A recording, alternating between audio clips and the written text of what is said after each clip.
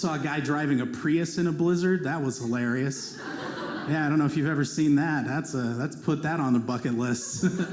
He was holding on for dear life on the steering wheel, and I could tell in his head he was just thinking to himself, I'm doing this for the environment, you know. Meanwhile, I'm behind him in a Jeep, you know, like, the environment's trying to kill you. Get out of my way. I've got some great updates for you on the Lotus Emira today. Based on input from my subscribers, I'm going to break this down into 3 separate videos of moderate length rather than one long video. Hope you enjoy and check out all 3. Here's an overview. Myths, we're going to talk about the V6 versus the inline 4 engine. The suspension, should I go sport or touring? Does it feel like a V8, a V6, or an i4? And then I'm going to talk about some RevMonkey myths. He had a video where he talked about the steering wheel thickness, a hole in the gear knob, the position of the cup holder vis-a-vis the shifter, and a couple other things like that. So I'm going to talk about those myths, whether I felt they were accurate or just clickbait trying to get people to watch his video. So I hope you enjoyed today's video. I've got several other Lotus Emira videos, so I hope you'll check them out. One of them is on test drives, and then the other one is the review of myself and 2 of my friends, both named Kevin, coincidentally. I think those are really great videos and you'll really enjoy them, so please check them out. And if you like other cars, such as the Lotus Elise or the Alfa Romeo 4C, check out my other videos. I got lots of great videos about those cars, as well as the upcoming videos where I will be comparing them to great cars. Please subscribe to my channel and turn on notifications so you'll be alerted when I post new videos about the Corvette C8, the Porsche Cayman or Porsche 911, as well as the new Toyota Supra. So I've included V6 versus inline 4 here in the myths section. And the reason for that is really because there are so many unknowns around this car. Lotus is still working on it. They're in development, tuning that engine, working on the transmission, trying to customize everything. They haven't released final pricing for it. So really, we don't know a lot about the i4 version.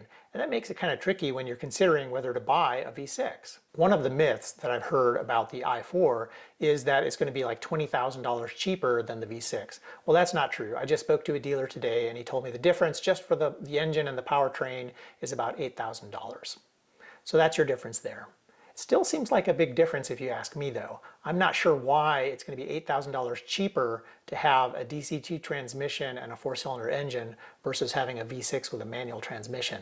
I don't know, I just don't get it. I mean, neither one of them are Lotus developed engines. One of them is from Toyota, the V6. The other one is from Mercedes AMG, the i4. So why would the price be that different? Maybe the manufacturers are selling them to Lotus at different prices, although I'll have to be honest, I'd be very surprised if the Mercedes engine was less expensive than the Toyota engine, but who knows, maybe that's the case. It's also very frustrating that from all accounts, it appears that the V6 is not going to be very tunable, whereas the i4 is going to have lots of opportunities to tune it and increase the horsepower, etc. I'm not sure exactly why this is. The reasons I've heard have to do with cooling the V6 and things like that, but it sounds like you're not going to have a lot of opportunities to increase the horsepower in that V6. Whereas with the i4, you're going to be able to get beyond the V6's horsepower. That was surprising, and I'll have to admit, pretty disappointing, because I really thought that the V6 could have used a little more power. And being their first edition launch vehicle, I would have thought that Lotus would have come out with something a little bit more impressive. So the next myth I wanted to address is the suspension. Should I go with the touring suspension or with the sport suspension? I've heard lots of things over the past 2 years about these 2 different packages. Lots of people say they're very close in the way that they feel. Others say you should go with whatever you think you're going to use most often. This was a bit of a conundrum for me because I would like to please my wife, and I know that my wife is typically not happy with the rougher ride of sport suspension and things like that. But you know, at this point I kind of thought it through, and I've realized that no matter what car I get, or even if I choose the cushiest suspension in the Lotus Emira, she's not going to be happy with it. She was not happy with the suspension in my 4-door BMW 3 Series, so she is certainly not going to be happy with the suspension and the ride in my Lotus Emira. So I'm just not going to worry about it, and I think I'm personally going to go with the sport suspension because I enjoy cornering and aggressive driving, and even if I don't take it to a track, which I would be surprised if I take a $100,000 car to a track, I do still like driving it for fun, and you know, I might take it to the Tail of the Dragon or take it on other fun drives, and I would just enjoy that sport suspension more. So that's kind of where I come down on that. One of the things I've heard people complain about a little bit is the fact that with the Lotus Emira, you have to choose your suspension up front and it's not changeable. A lot of luxury cars and sports cars like the Corvette C8 have adjustable suspensions. So, I think maybe again Lotus might have missed the mark there. I don't know if there were reasons with weight or just simplicity for making that decision, but this is definitely a sore point with a lot of people, especially when you're looking at a price point in the six figures. One of my viewers asked, so when you're driving the Lotus Emira, does it feel like a V6, a V8, or an inline-4 engine? And I have to say, I think it feels about right. It feels like you've got a V6 in there and not a mega powerful one either. So, the way that it starts from a stop, the way that it accelerates when you're under power, all feel about consistent with it having a decent V6 engine in it, but nothing earth-shattering. The next few myths that I'd like to discuss were posed by someone named RevMonkey. He put out a video that said, Lotus Emira dislikes, busting BS myths, and a few surprises. Early ownership observations. So from that, we already know he's in the UK. So I wasn't sure. I mean, obviously I clicked on this and I watched it, but when I saw the word myths, I was like, I don't know, is that clickbait or is that legit? So I took a look at his video, I took some notes, and then I kind of looked at those things when I went and test drove the Lotus Emira.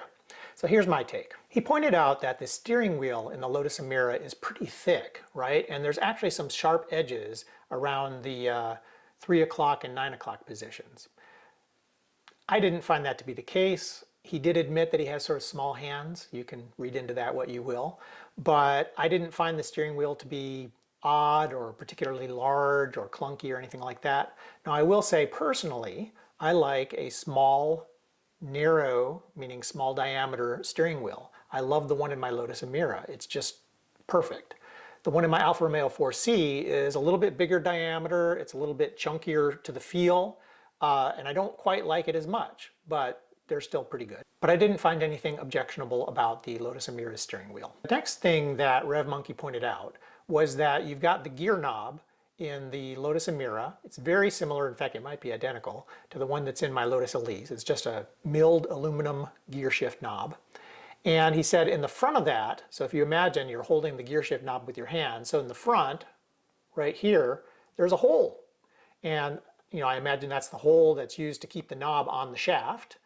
But he said that bothers his hand, that as he's shifting, he feels that with his fingers, and that bothers him. So I paid attention. The hole's there. It was there on the car that I test drove, but I didn't notice it.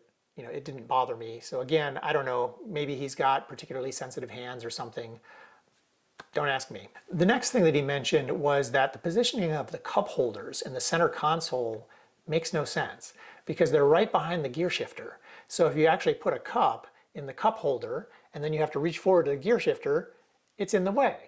And he's absolutely right about that. I did check it out, and you really can't use those cup holders for a cup. You'd have to get some like really short cups, or he suggested you could just keep little doodads in there, keep your phone or garage door opener in those little cup holders, and that makes sense.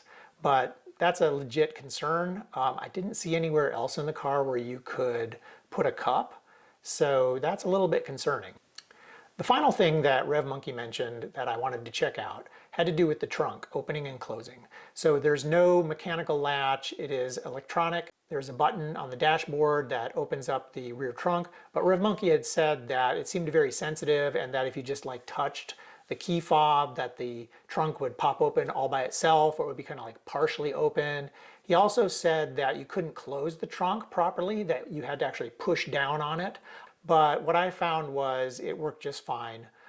It might be a little tricky, like when I was trying to open it by pressing the button. It didn't always open right away, and I'm sure that if I tried it a couple more times, I'd figure out what the magical formula is, and maybe I have to hold it for 1 or 2 seconds, or, I'm not sure. Maybe the car ignition has to be on or off or in a certain position. I'm not sure what the case is, but it seemed to open just fine. And then in terms of closing the trunk, I just, dropped it from a moderate height. I didn't slam it down from from the very top position, and it closed and latched just fine all by itself. It didn't require me to put my hands on it and push it down as RevMonkey indicated. I agree, if you had to push down the trunk to latch it, that would be annoying because you get all kinds of fingerprints on the car. Okay, this is my cat Mike. He probably doesn't like being held this way, so if he looks uncomfortable, that's why. But he just decided to join me and jumped up on my lap. So you might see a tail flipping through periodically, or hopefully he'll settle down soon. This ends the myths section of my video. I hope you've enjoyed it. If there are any other myths or questions that you have, feel free to post a comment and let me know what they are, and I'll see if I can get them resolved. I know a lot of people in the industry and have connections with various Lotus dealers, so hopefully whatever questions you might have, we can figure those out. If you recall at the beginning of this video, I mentioned that this was part 2 of a 3-part series on the Lotus Emira. Here's a brief recap of what's covered in the other 2 videos in this series. I'll talk about updates. There's some good news and there's some bad news, depending on whether you're a deposit holder and hoping to get a first edition Emira. I'll be talking about wait times and when we'll have more information about the inline 4 variant of the Emira. We're going to talk about production updates, deposit requirements, whether dealers are selling these for MSRP or if they're jacking it up. And then talk about some of the new things that Lotus is going to be offering, such as bespoke customizations to the Emira and a bunch of add-on products. We're going to talk about the e-brake, how the exhaust sounds, whether the Emira will ever go topless, track times, and the digital display.